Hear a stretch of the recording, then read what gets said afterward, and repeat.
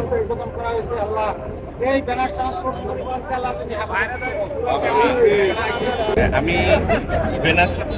যে ট্রান্সপোর্ট এতে যে আজকে নতুন যে সেবা যাত্রী সেবা একটি আমি মনে করি কাপাসিয়াবাসীর জন্য নতুন একটি দারুণ উদ্যোগ হয়েছে এসি সার্ভিস বাস সার্ভিস চালুর মাধ্যমে এবং এটা কাপাসিয়াবাসীর দীর্ঘদিনের দাবি